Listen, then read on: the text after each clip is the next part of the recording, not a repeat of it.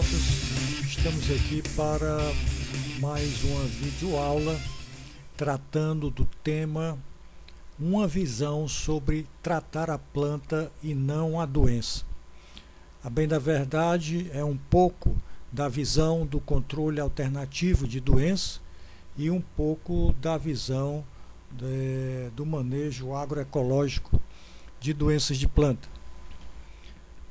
Doença de planta é uma relação dinâmica entre patógeno, hospedeiro e ambiente em uma interação cujos resultados ocasionam prejuízos à planta.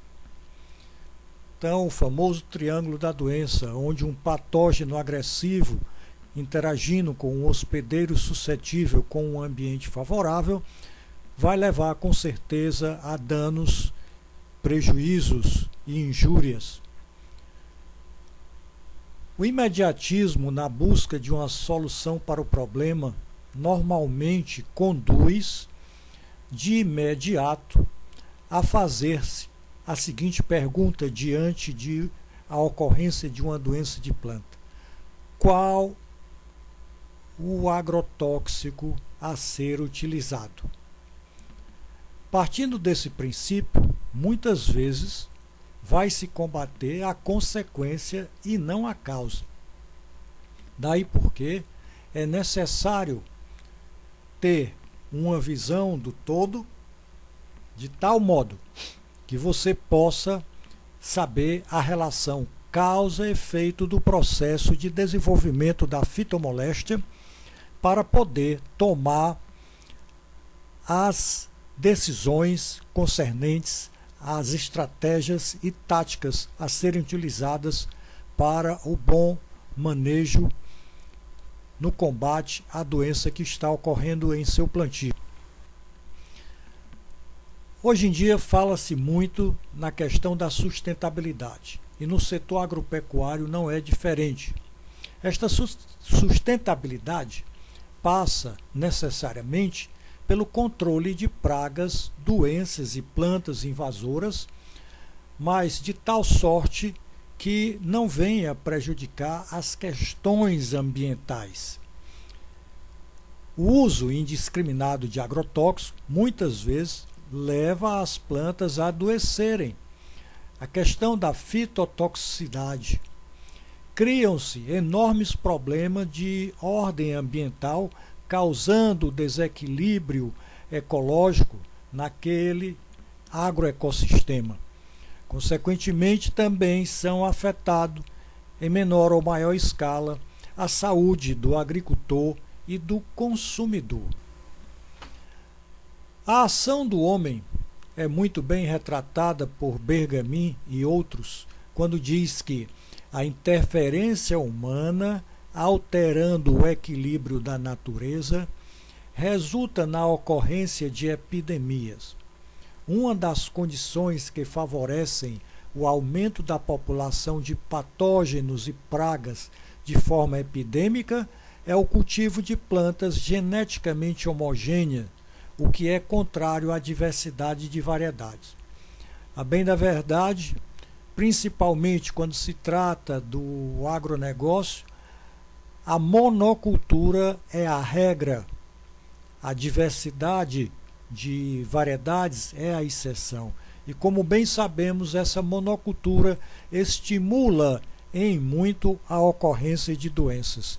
E o homem aí tem um papel fundamental e muito responsável para manter o equilíbrio ecológico, para manter a sustentabilidade. A agricultura convencional, o sistema de agricultura prioriza o monocultivo em detrimento do policultivo. E isto por si só já é um fator que predispõe as plantas ao ataque de patógenos.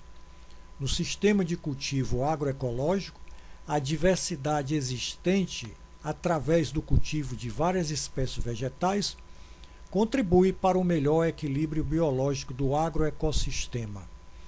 Então, quando nós falamos tratar a planta e não a doença, um dos pontos fundamentais está na diversidade de espécies que contribui sobremodo para um melhor equilíbrio biológico do agroecossistema. O desequilíbrio biológico. Bettiol e Gini mencionaram que aplicam-se agrotóxicos nas culturas, injetam-se antibióticos e outros remédios nos animais, buscando exterminar esses organismos. Contudo, o desequilíbrio, quer seja no metabolismo de plantas e animais, quer seja na constituição físico-química e biológica do solo, permanece. E permanecendo a causa, os efeitos, pragas e doenças, cedo ou tarde reaparecerão, exigindo maiores frequências de aplicação ou maiores doses de agrotóxico, num verdadeiro círculo vicioso.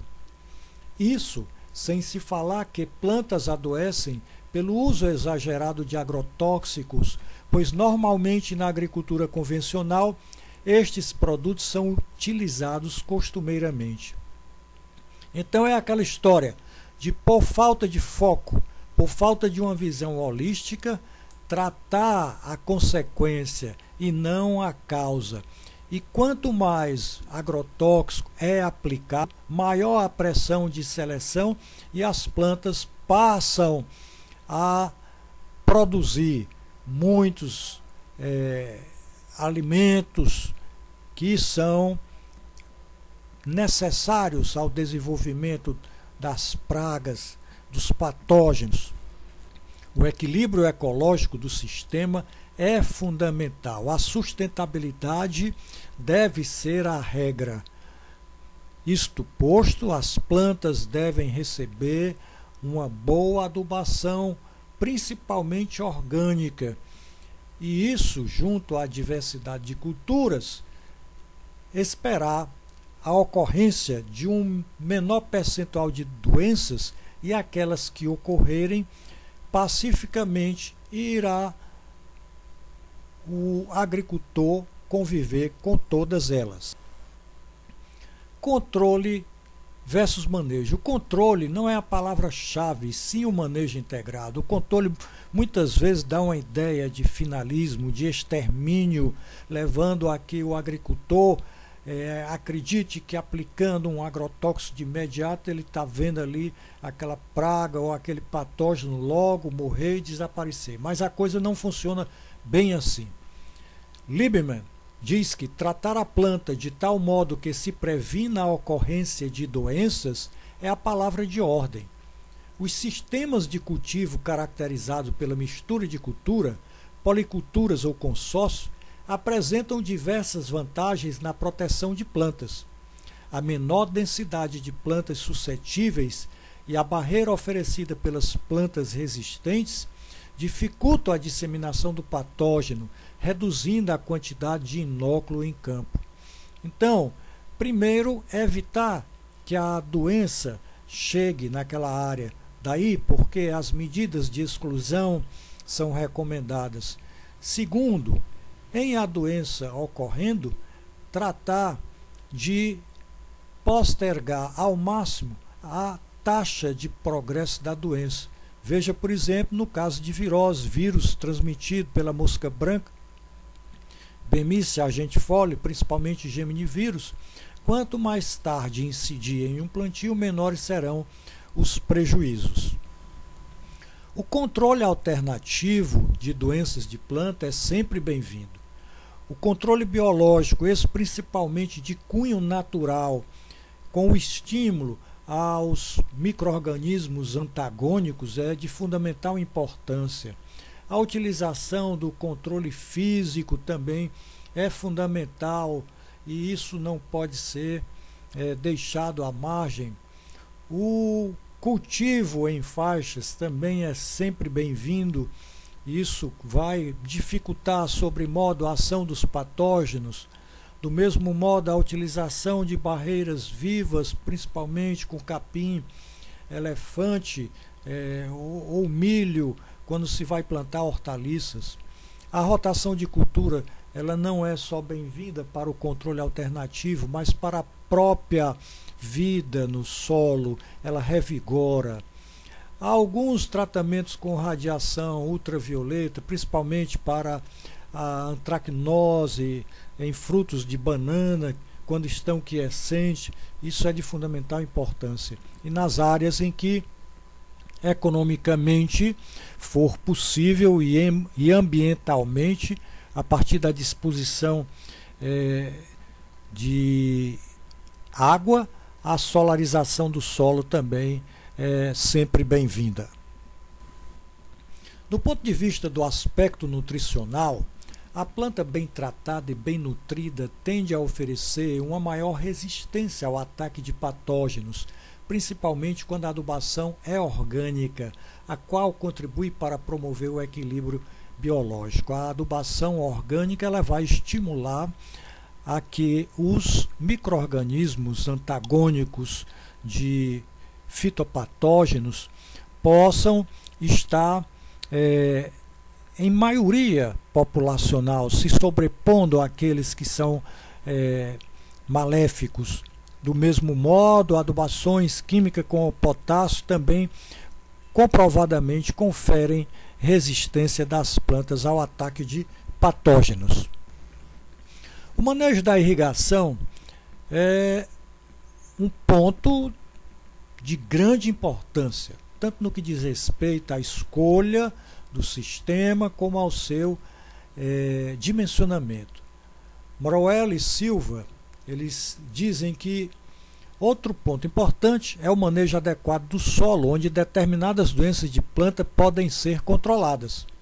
Ademais, por aplicar água diretamente no solo, sem molhar a folhagem e os frutos, o gotejamento reduz a incidência de doenças da parte aérea e o apodrecimento de frutos, reduzindo substancialmente o uso de fungicidas.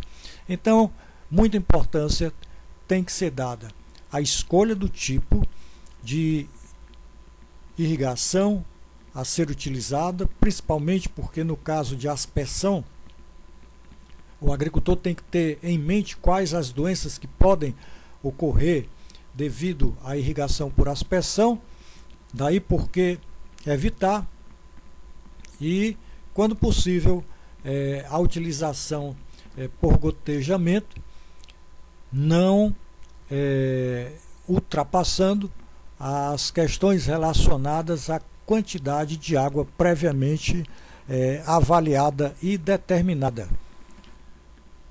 Enfim, recomendamos que tratar a planta e não a doença é se antecipar a possíveis efeitos de patógenos. Tratar sempre a causa e nunca a consequência. Manejo correto de água, solo, planta e ambiente. Essas são as nossas referências bibliográficas. Agradecemos a atenção de todos.